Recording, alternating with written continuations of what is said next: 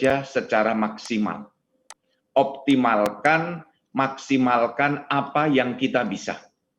14 hari ini akan sangat mempengaruhi branding kita, persepsi masyarakat terhadap kita.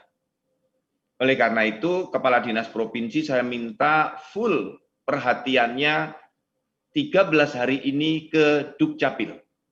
Karena masih ada Kepala Dinas Provinsi yang menggunakan SKPD-nya gabungan berbagai urusan pemerintahan. Nah, saya minta 13 hari ini sampai dengan tanggal 9 Desember memberikan perhatian full ke Dinas Dukcapil kepada urusan administrasi kependudukan. Perlu saya sampaikan perkembangan terkini terkait dengan perekaman di 309 kabupaten kota yang pilkada. Berita baiknya adalah sudah 99,12% yang merekam dari data di DPT. 99,12%, berarti kurang 0,88%. Itu berita baiknya. Berita kurang buruknya yang ditulis itu adalah masih kurang 880-an ribu. Jadi yang dilihat kurangnya, yang berjumlah 880 ribu. Kalau prosentasenya kecil, 0,8. Sebagaimana disampaikan Pak Menteri, ada berbagai faktor yang menyebabkan masyarakat belum melakukan perekaman. Bisa jadi kita yang alatnya kurang, sehingga tidak berani masif jemput bola. Saya terima kasih kepada lebih dari 160 daerah yang perekamannya relatif sudah selesai. Bahkan jumlah perekaman lebih banyak daripada yang tertulis dalam DPT. Tidak ada masalah, karena itu memang faktanya seperti itu. Nanti tugas KPU untuk menyelesaikan hak pilih terkait dengan kertas suara. Tugas kita merekam, menerbitkan KTPL, dan dalam hal KTPL belum bisa diterbitkan, silakan diterbitkan surat keterangan bukti sudah merekam. Surat keterangan bukti sudah merekam. Untuk saat ini kita hindari surat penerbitan surat keterangan domisili. Karena surat keterangan domisili tidak dibolehkan untuk mencoblos. Anda harus menerbitkan surat keterangan domisili, ditulis betul surat keterangan digunakan untuk apa. Misalnya surat keterangan domisili ini dipergunakan untuk mengurus rekening bank, untuk mengurus misalnya pemakaman saudaranya, misalnya. Sedangkan untuk mengikuti pilkada, suketnya harus ditulis suket untuk keperluan pilkada serentak 2020 dan pelayanan publik lainnya. Itu. Jadi kalau untuk nyoblos pilkada, ada kata-kata untuk pilkada serentak tahun 2020. Nah, ini hal-hal yang harus kita cermati untuk di 13 hari ke depan. Nah, oleh karena itu, tolong rekan-rekan koordinasi dengan KPU dan Bawaslu. Siapa-siapa yang perlu direkam. Ya, untuk meredam juga isu-isu politik. Karena saat ini mulai muncul pandangan bahwa Dukcapil berpolitik, yang direkam adalah kelompok tertentu, golongan tertentu. Teman-teman tegak lurus dengan negara. Tegak lurus dengan konstitusi bahwa kita rekam semuanya.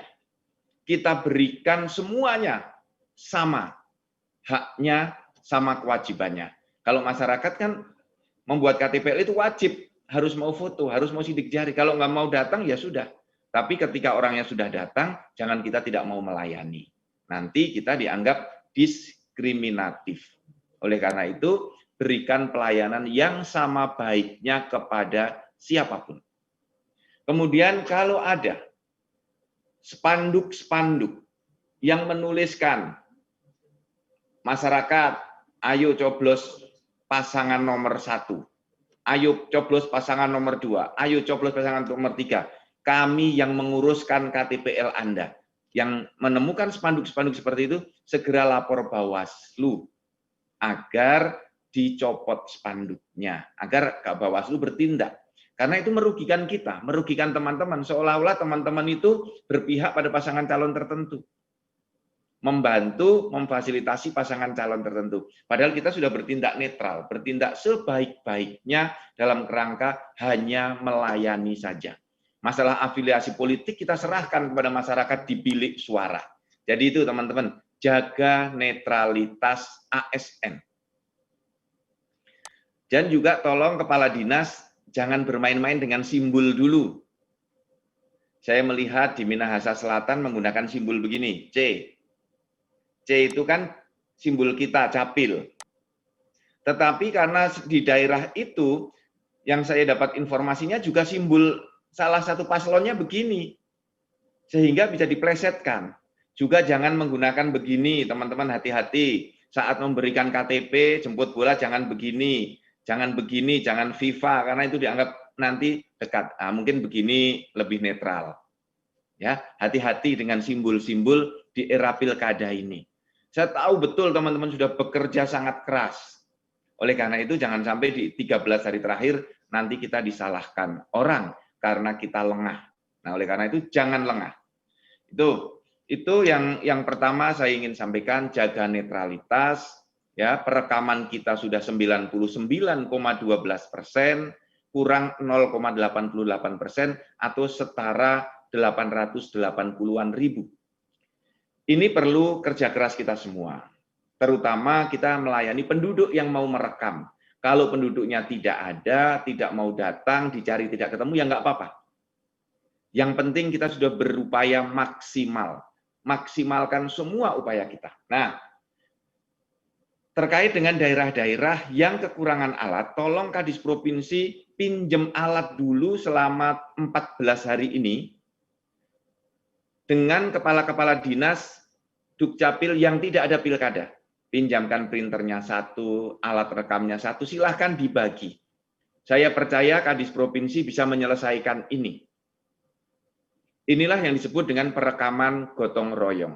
Kita pernah gotong royong jemput bola di Indonesia di 5 atau 6 provinsi tahun 2018. Papua, Papua Barat, Maluku, Maluku Utara, NTT, Sulawesi Barat. Kita turun, dibantu dengan teman-teman berbagai daerah yang perekamannya sudah selesai, membantu jemput bola. Nah, untuk itu, Kadis Provinsi sudah dihitung, Sumatera Utara itu PR-nya banyak, kemudian di Pekanbaru dihitung, di Sumatera Selatan dihitung, nanti koordinasi dengan Korwil dan PJ Kabupaten. Termasuk Banten kurangnya mana, kalau Banten kurang kan ada Tangerang Selatan, ada Tangerang yang alatnya banyak, bisa saling membantu. Pinjem di DKI Jakarta, alatnya banyak, bisa saling membantu. Tentu saja ini perlu koordinasi Kadis Provinsi dengan kabupaten kotanya. Sehingga saya harapkan hari ini kita bergerak cepat. Nah, besok pagi tim pusat sudah akan mulai turun untuk melakukan supervisi, terutama ke daerah-daerah yang bisa didatangi dengan naik darat. Karena untuk rapid, beli tiket perlu waktu, mungkin yang harus naik pesawat hari Senin, tim dari pusat untuk datang melakukan supervisi dan membantu ke daerah. Nah, oleh karena itu teman-teman, bagaimana perekaman untuk besok pagi, hari Sabtu dan Minggu, hari libur? Tolong teman-teman koordinasi dengan Kepala Satuan Polisi Pamong Praja agar dinas kita diberikan penguatan Satpol PP untuk menjaga antrian. Lebih baik kita mengantisipasi daripada jebol, baru kita berupaya. Kadis Provinsi bisa membantu, nanti mengkomunikasikan dengan Kasatpol PP. Kalau dari provinsi longgar, membantu dengan daerah-daerah terdekat. Misalnya dari Bali, ya provinsi bisa membantu di sekitaran provinsi yang terdekat. Hanya 13 hari saja. Kita fokus gotong royong menunjukkan soliditasnya Dukcapil itu seperti apa. Ini ujian kita, ini tantangan kita. 13 hari, kerja maksimal, full speed, full power. Semangat penuh, saya juga akan terus mutar nanti sampai di tanggal 9, kita akan keliling mendatangi daerah-daerah. Ini Kementerian Dalam Negeri akan kosong, ini akan banyak yang ke daerah-daerah. Nah, ini teman-teman jangan lengah, kerjasama dengan Satpol PP sejak awal harus sudah dilakukan. Artinya koordinasinya, Bu Nuraini Depok ya, segera. Pak Bambang, Bantul, segera koordinasi. Pak Iwan, Banjar, atau di mana, segera koordinasi. Teman-teman semuanya. Yang saya ingat perlu segera koordinasi Sleman, karena penduduknya besar, perekamannya juga perlu. Ini kita jangan mengulangi kejadian di beberapa kabupaten yang terjadi perekaman dengan penumpukan antrian. Maka yang alat rekamnya hanya satu di kabupaten, segera dipecah di beberapa kecamatan. Untuk jaringan, segera koordinasi dengan Pak Erikson, atau dengan M2M, atau dengan Kominfo, daerah masing-masing. Prinsipnya adalah jangan terjadi penumpukan perekaman di satu titik. Nah, perkembangan terakhir terkait dengan surat keterangan. Jadi teman-teman, ada perkembangan yang menggembirakan bagi kita dan ini meringankan kita selama 13 hari ini. Selama ini ya kita ada yang menunggu PRR agak lama. Nah, sekarang kita selama 13 hari ini kebijakannya adalah saya sudah membuat surat, hari ini saya minta di-share, dibagi kepada teman-teman semua. Surat dalam rangka dukungan pilkada serentak di 309 daerah. Surat ini hanya berlaku untuk 309 daerah yang pilkada. Yang tidak pilkada jangan menerapkan ini. Hanya untuk yang pilkada, sekali lagi. Apa isinya? Kalau sudah di-share screen-nya, biar teman-teman bisa melihat semua. Pertama adalah bahwa teman-teman, pada prinsipnya setiap kali sudah PRR, langsung dicetak KTPL-nya, tidak perlu menunggu. PRR cetak, semua yang PRR dan sudah 17 tahun cetak. Nah sekarang bagaimana yang PRR belum 17 tahun? PRR yang belum 17 tahun, segera dicetak saja, tetapi dicetak suket, bukan dicetak KTPL. Karena ini digunakan untuk berjaga-jaga di dalam rangka coblosan di 9 Desember itu. Ini untuk meredakan ketegangan politik. Karena masih ada pihak-pihak yang tidak percaya bahwa pencetakan KTPL kita itu bisa cepat. Karena dalam fakta di lapangan memang masih ada kabupaten kota yang lama tidak segera dicetak. Sudah PRR di database tidak segera dicetak. Nah oleh karena itu, bagi anak-anak yang belum berumur 17 tahun, segera dibuatkan suket bukti sudah merekam. Bukti sudah merekam. Dan ini hanya dibuat sampai dengan tanggal 9 Desember. Jadi perekaman ya, ketika KTPL-nya belum bisa dicetak, dalam 1 hari itu segera terbitkan suket. Jadi misalnya ya, penduduk merekam jam 9 pagi. Kok sore belum bisa dicetak, KTPL-nya belum PRR, segera hari itu terbitkan suket. Jam 3 rekam, kantornya sudah mau tutup, jangan ini dulu, nanti dulu. Saya akan menjelaskan satu-satu. Slide-nya nggak usah buru-buru. Ya. Jadi kebijakannya adalah, bila dalam 1 hari tidak bisa dicetak KTPL, wajib dicetak suket untuk pilkada. Tolong kembali ke slide awal, jangan ini. Nah, satu-satu, karena ini perlu saya jelaskan. Jadi, Kadis Provinsi ini masih ada beberapa daerah yang belum masuk. Ya, tolong dipahami betul. Suket ini digunakan untuk pilkada serentak tanggal 9 Desember. Jadi suket ini dibuat untuk keperluan pilkada serentak. Kalau ada pelayanan publik sampai dengan tanggal 9 Desember mau buka rekening bank atau apa, boleh gunakan ini. Tapi nanti setelah tanggal 10 Desember normal. Setiap yang PRR tidak boleh dicetak suket lagi. Itu. Setiap yang PRR. Jadi di sini arahan saya di surat saya adalah wajib KTP yang setelah rekam sudah PRR langsung cetak, tidak perlu menunggu besok. Nah, pertanyaannya, Pak Dirjen, bagaimana kalau printer kami nggak cukup? Hari ini yang pagi itu, yang PRR langsung 100. Kami nggak bisa cetak. Oke, kalau itu saya bisa pahami. Terbitkan suket. Seperti Nias atau Nias Utara ya, lupa saya. alatnya hanya satu, printernya hanya satu, nggak mampu untuk segera, misalnya di pagi hari ada 30 yang PRR, berarti butuh waktu cepat, nanti antrian panjang, cetak kertas surat keterangan bukti sudah merekam boleh. Tapi kalau punya printer 3 atau 4, segera dilakukan pencetakan. Itu kebijakan kita yang pertama. Sekali lagi, kebijakan ini hanya berlaku sampai dengan tanggal 9 Desember. Karena ini hanya untuk kepentingan pilkada. Untuk menurunkan suhu politik. Karena syarat untuk mencoblos itu satu, terdaftar dalam DPT. Satu.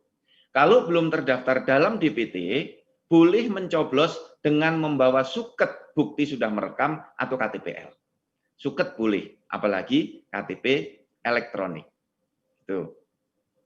Nah, disinilah Bapak Menteri Dalam Negeri sangat bijaksana melihat kondisi di lapangan. Kalau Pak Zudan, sudahlah terbitkan suket saja. Kalau nanti KTP malah nggak jadi-jadi, orangnya nggak bisa mencoblos, nanti hak pilihnya hilang. Ya. Jadi itu teman-teman, termasuk yang ulang tahun di 9 Desember. Kalau sudah membuat besok pagi, silahkan terbitkan suket bukti sudah merekam. Ya, itu karena belum bisa dicetak KTP-nya.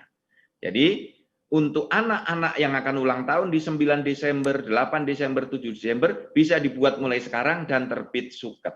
Nanti setelah ulang tahun diberitahu KTP-nya untuk segera diserahkan. Nah, ini terkait satu yang dicetak suket bila belum PRR, dan yang kedua sudah PRR tapi belum 17 tahun. Bagaimana mengirim suketnya? Silahkan lewat email boleh, lewat WhatsApp boleh, atau silahkan kebijakan di tingkat lokal, kearifan di tingkat lokal masing-masing silahkan. Kan ada daerah yang diantar, seperti di Kota Tegal diantar, kemudian di Kota Bekasi diantar, di daerah-daerah tertentu di Aceh Tamiang kalau saya tidak salah juga diantar. Tapi saya tidak hafal apakah ikut pilkada atau tidak. Yang kedua, kepada masyarakat itu disosialisasikan agar tanggal 9 datang ke TPS dan memilih. Ya, sosialisasikan suket ini boleh dibawa ke TPS. Dan jangan lupa mencoblos. Itu surat dari saya dari sebelah kiri, dan bentuk suketnya seperti ini. Slide berikutnya. Ini hanya contoh, teman-teman membuatnya seperti ini. Ada kode sebelah kiri itu gambar logo kabupaten. Formatnya seperti ini. Ya, formatnya seperti ini. Ini saya buat seperti ini agar teman-teman ngeh jelas. Termasuk fotonya. Fotonya diambil dari foto hasil perekaman. Tidak perlu menunggu PRR. Yang penting dia yang bersangkutan ada dalam database kependudukan kita. Jadi saya percaya dengan teman-teman bahwa penduduk yang direkam adalah penduduk yang ada dalam database. Dan jangan membuatkan perekaman untuk penduduk yang tidak ada dalam database di kita dengan merubah alamat. Karena kalau rekam cetak di luar domisili kan tidak merubah alamat. Kalau mau merubah alamat harus ada surat keterangan pindahnya terlebih dahulu. Jadi seperti ini formatnya. Ini bisa dicek dengan QR code reader. Scan QR code. Bisa dibaca. Nah, diikuti format ini. Fotonya diambil dari foto perekaman, jangan meminta penduduk membawa foto. Karena saya pernah dapat informasi ada kabupaten kota membuat suket, itu penduduknya disuruh membawa foto. Ya, silahkan dikirim melalui email seperti yang tadi saya sampaikan. Dan penerbitan suket ini hanya sampai dengan tanggal 9 Desember. Masa berlaku suket ini hanya 1 bulan, sampai dengan 31 Desember. Dengan asumsi suket ini mulai akan banyak minggu depan. Ya sebenarnya tidak 1 bulan lebih lah, sampai dengan 31 Desember. Mengapa kita batasi sampai 31 Desember, tidak 6 bulan? Karena sesungguhnya ini hanya untuk kepentingan pilkada. Ya, tetapi ya sudahlah, daripada habis di tanggal 9, kita habiskan habis di akhir tahun. Sehingga agak bisa bernafas teman-teman semua nanti untuk melakukan penggantian KTPL. Nah, setelah pilkada, teman-teman agak lebih tenang, dicetak semua KTPL-nya dan segera diumumkan untuk masyarakat mengambil KTPL-nya. Bagi yang belum diambil, cara mengambilnya dengan menukarkan suketnya. Ini. Nah, teman-teman semua, dengan demikian tidak ada lagi keraguan teman-teman untuk menerbitkan surat keterangan ini, yaitu surat keterangan bukti sudah melakukan perekaman. Kalau surat keterangannya palsu, nanti QR code-nya tidak akan bisa terbaca seperti ini. Info penanda tangannya, ya, status dokumennya harus tertulis aktif, NIK-nya akan tampak, ya, seperti itu. Nah, sekali lagi, teman-teman, saya ucapkan selamat bekerja, koordinasi dengan Satpol PP, koordinasi dengan KPU, Bawaslu. Rekan-rekan di pusat, mulai besok akan datang, mungkin yang dekat-dekat dulu di Jawa Barat, Jawa Timur, DIY, Jawa Tengah, ya, Banten, yang dekat-dekat dulu, atau ke Lampung yang bisa nyebrang, saya persilahkan teman-teman. Nah, tolong teman-teman di kabupaten kota berkoordinasi dengan provinsi dan dengan Dukcapil di pusat. Yang belangkonya akan habis, segera koordinasi dengan Pak Ses, sehingga saat nanti teman-teman pas turun, bisa sekaligus membawakan. Tetapi kalau mau mengambil ke pusat, monggo dipersilahkan. Dengan senang hati. Karena kemarin dari DPR ada yang masih mengatakan pada saya, kok di daerah tidak ada belangko? Padahal belangko di daerah menurut saya sekarang sangat cukup. Relatif tidak ada isu tentang kekosongan belangko. Hanya kemarin dari Kabupaten Mojokerto yang WA saya minta belangko dikirim. Tentu saja kami tidak melaksanakan pengiriman lewat pesawat atau tiki. Pusat tidak melakukan pengiriman itu. Tetapi kalau pas kalian berkunjung, kami membawa, kami bawakan tidak apa-apa. Malah nggak apa-apa sekalian berkunjung. Tetapi kan tidak bisa diharapkan kapan kami datang berkunjung. Hanya kebaikan teman-teman pas jalan membawakan. Nah, kalau daerah itu kesulitan ke pusat, minta tolong perwakilan kantor perwakilan provinsi atau kabupaten kotanya yang memiliki perwakilan di Jakarta. Boleh, silahkan.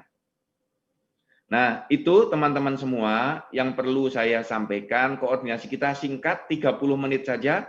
Selamat bekerja. Kalau ada masalah, selalu koordinasi dengan PJ dan Korwil. Kami akan membantu penuh.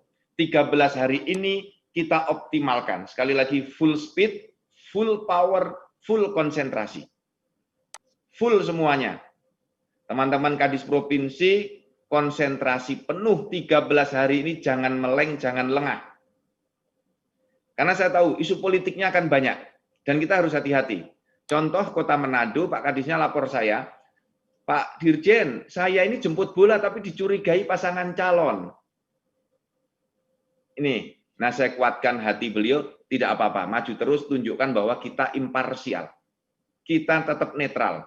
Jadi caranya begini, pasangan calon manapun kalau mau minta jemput bola, ayo kita layani. Dijadwal saja kapan waktunya. Jadi suruh datang ke desa A, desa B, kan kita sering turun ke rumah-rumah penduduk, contoh Kota Semarang. Itu turun ke tempat-tempat penduduk sebenarnya untuk melayani yang sakit, yang difabel, yang sakit, dan yang sepuh, maaf yang lansia. Itu sudah wajar sekali kita turun jemput bola. Tapi karena sekarang itu bulan politik, situasinya sedang sensitif di daerah, nah teman-teman dibully, disalahkan. Nah sekali lagi kita tetap teguh, tetap tangguh, dan jangan bermain-main dengan simbol. Hati-hati, jangan nggak boleh begini, nggak boleh begini, nggak boleh juga begini, ya hindari simbol-simbol itu karena itu bisa dipahami dan ditafsirkan berbeda. Sekali lagi selamat bekerja, tolong teman-teman di pusat surat saya dan contoh surat keterangannya segera di-share ke teman-teman semuanya. Kalau ada yang belum jelas nanti bisa japri-japrian dengan saya atau dengan Pak Yama, Ketua Des Data Pemilih, atau dengan Pak Sesdijen, Pak Andi, ya semua dengan teman-teman di pusat sesuai dengan korwil masing-masing. Terima kasih banyak teman-teman, ini sudah penuh yang hadir 348, saya kira semuanya sudah hadir. Kalau ada yang belum dan belum jelas, belum hadir dan belum jelas dengan penjelasan saya, dengan senang hati silahkan japri dengan saya langsung juga boleh. Saya cukupkan sekian, selamat bekerja, sukses selalu, mohon maaf lahir batin, wabillahi taufiq wal hidayah, wassalamualaikum warahmatullahi wabarakatuh. Waalaikumsalam warahmatullahi wabarakatuh.